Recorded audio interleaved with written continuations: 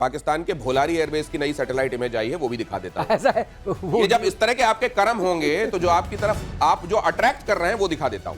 पाकिस्तान के भोलारी एयरबेस की नई सैटेलाइट इमेज आई है। भारत के एयर स्ट्राइक में तबाह हुआ था एयरबेस, तिरपाल से ढककर हैंगर की मरम्मत का काम जारी है। अब क्या हुआ है कि दुल्हन का मेकअप तो उतर गया था, अब सच्चाई दिखने लगी थी, तो उसने फिर से घूंघट करके और अंदर पाउडर पोतना शुरू कर दिया। अब देखिए जरा यहाँ पे ये देखिए, ये इतनी बुरी तरह तोड़ा। और यहां से एयर मार्शल श्रीवास्तव हमको बताते रहे हैं कि ये वो जगह है भोलारी जहां असल में इन्होंने अपने ड्रोन वोन, ये जो अनमैन्ड एरियल व्हीकल्स है ना इनके, वो सब ज्यादा रखे हुए थे और यहां पे पड़ी मार। अब यहां तिरपाल ढक के अंदर मरम्मत चल रही है। सर देखिए, ऐसा है कि इसमें एक इनका वो EWC भी था, airborne early warning control system भी था, जो कि 1000 करोड़ का था। भोलारी में वो बड़ा गया है, तो अब वो तिरपाल ही ढका जाएगा और अंदर सारा माल चला गया।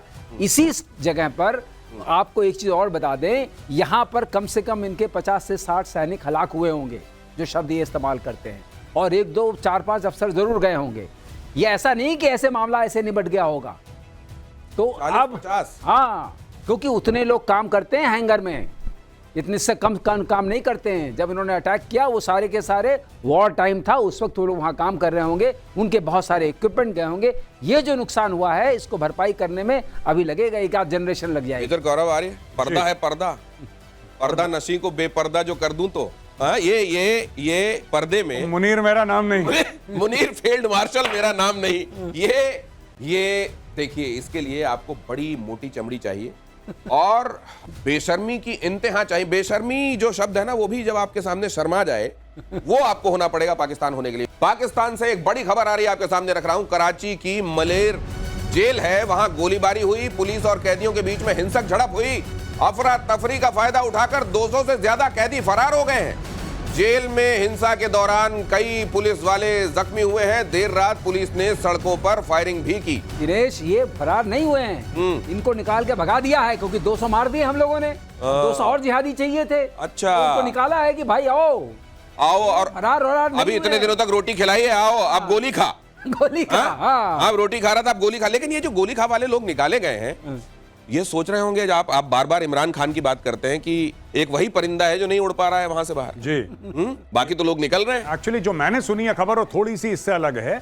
मैंने सुना है कि वहां पे अर्थक्वेक आई थी, भूकंप से एक दीवार गिर गई थी। भूकंप से एक दीवार गिरी थी, तो इन लोगों ने बोला कि बाहर जाओ। ये बाहर जाओ का सिस्टम उन्होंने सीरियसली ले लिया और एक्चुअल में बाहर चले गए और बाहर चले गए 200 से ज्यादा। जब बाहर गए 200 से ज्यादा, फिर भगदड़ आ रहे, फिर ये तो सही में बाहर चलेगा कि साहब आप ही ने बोला था बाहर चले जाओ। सब के सब बाहर चले गए, कोई दीवार फांद के गेट तोड़ के, तो ये लोग बाहर निकल गए। वहां पे फायरिंग हो रही है कराची की सड़कों में कि पकड़ो इनको, गोली मारो, कहां चले गए। अच्छा, ये जो पाकिस्तान इस वक्त आपको दिखाई दे रहा है, कहीं थोड़ा इन्होंने सिस्टम बनाने की चरमराती कोशिश की थी, लेकिन कंप्लीट केओस नहीं दिखाई दे रहा आपको पाकिस्तान में। नहीं, पाकिस्तान में कंप्लीट केओस, देखिए पाकिस्तान में जो केओस है ना, वो क्यों है? पाकिस्तान में केओस इसलिए है क्योंकि वहां पे गवर्नेंस नहीं है, वहां पे कोई भी स्ट्रक्चर नहीं है, वहां पे इंस्टीट्यूशंस नहीं है, किसी को पनपने नहीं दिया वहां की फौज ने। तो यही होगा जो आप स्क्रीन पे अपना देख रहे हैं।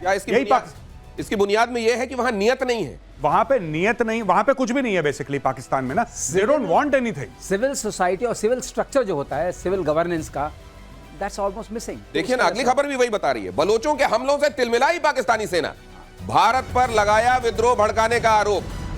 डीजी ISPR ने बलूचिस्तान को पाकिस्तान का अभिन्न अंग बताया। बलोचों ने खुद की आजादी का ऐलान कर रखा है। लीजिए, अब हर जगह उनको भारत ने इतना तगड़ा मार दिया है। दिनेश, ये बहुत मुझे सुकून लगा। हाँ, बलूचिस्तान हमारा अभिन्न अंग है। अभिन्न हम अभी तक हम कश्मीर को लेकर बताते रहे उनको। अब हमेशा बोलते थे ये POK हमारा अभिन्न अंग है। अब वो ये भी कह रहे हैं बलूचिस्तान में गड़बड़ी के हिंदुस्तान के हाथ होने के हम सबूत देंगे। ये हम करते रहे पहले। ये देखिए साहब की बात है, ये भारत और बलूचिस्तान का, अगर आप कैमरा से थोड़ा सा जूम कीजिए जरा, एक बड़ा मैसेज है जो मेजर गौरव आर्य देना चाह रहे हैं। हमारे दिल में बलोच भाइयों के लिए ये स्नेह और सम्मान है। ये बलूचिस्तान इंडिया फ्रेंडशिप का ये फ्लैग है और ये मेरे पास रहता है। It's always here with me, मेरे साथ रहता है ये, और मैं अपने पास रखता हूं इसको, और ये हमारे दिल के पास रहता है। This is always there and I wear it very often. आज मैं कैरी कर रहा था तो मैं ये दिखाना चाहता हूं कि इस प्रकार से है ये, और एक बड़ा संदेश है जी। और अगर यहाँ पर ताइवान को लेकर बात हुई है तो बलूचिस्तान को लेकर भी यहाँ से बार बार कहा गया है इस बात को कि अब एम्बिविटी खत्म होनी चाहिए। अब बड़े क्लियर डिमार्केशंस और बहुत क्लियर पाले खींचे हुए होने चाहिए कि ये इधर हमारे दोस्त हैं और इधर हमारे शत्रु हैं, और उसके बाद अपना काम हमको करना चाहिए। ये अगली खबर आपको देखिए और गहराई से समझाएगी। पाकिस्तान का आतंकी चेहरा फिर से बेनकाब, शहबाज का करीबी लश्कर कमांडर के साथ दिखाई दिया। पाकिस्तानी पंजाब प्रांत का स्पीकर मलिक अहमद आतंकी के साथ रैली करता दिखाई दिया। आतंकी सैफुल्लाह कसूरी के साथ रैली में हिस्सा लिया गया। लश्कर का डेप्यूटी हेड है सैफुल्लाह कसूरी। आतंकी सैफुल्लाह ने रची थी पहलगाम हमले की साजिश। अब ये देख लीजिए आप, ये जो कहते हैं ना कि समझ में नहीं आता कि लोटे में पानी है कि पानी में लोटा, ये वो वाला हाल है इनका। खैर अभी इनको लोटा जो है वो खाली लग रहा है क्योंकि हिंदुस्तान ने पानी रोक दिया, लेकिन ये इससे ज्यादा ब्लेटेंट और क्या तरीका होगा इनका ये दिखाने का? आपको बुरा लग रहा है क्योंकि आप इंडियन हैं। आपको शुरू से ये सिखाया गया है कि दहशतगर्दी बुरी बात है।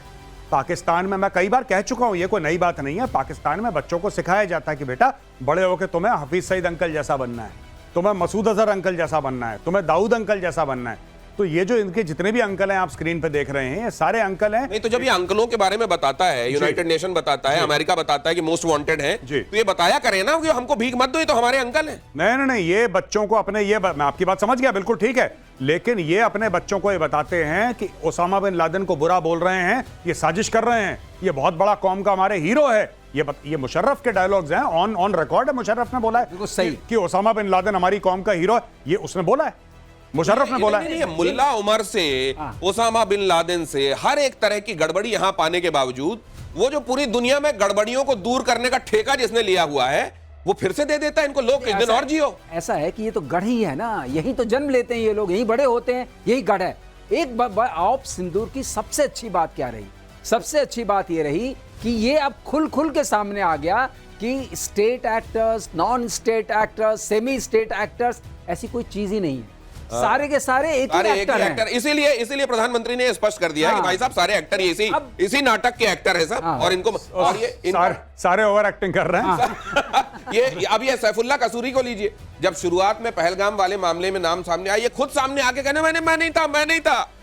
अब थोड़े दिन की जिंदगी मिल गई है, मेरे ख्याल से राशन खत्म हो गया घर में, तो फिर दुकान के लिए निकल पड़ा है, शटर खोल दिया इसने। और ये कसूर से ताल्लुक रखने की वजह से कसूरी नाम, मुझको लगता है अगला ब्रह्मोस का निशाना कसूर होने वाला है। कसूर को भी पढ़ना बैलेंस रह गया, अभी इनको पढ़ना चाहिए। ये देखिए, ये जिसके साथ वो स्टेज पे बैठा है वो पंजाब असेंबली का स्पीकर है पाकिस्तान में। भाई पंजाब असेंबली के स्पीकर के सामने बैठा और वो पंजाब असेंबली के स्पीकर से पूछा कि आप इनके साथ क्यों बैठे हैं? कह रहे हैं इनके खिलाफ कोई प्रूफ छोड़ना है, ये तो अच्छा आदमी है।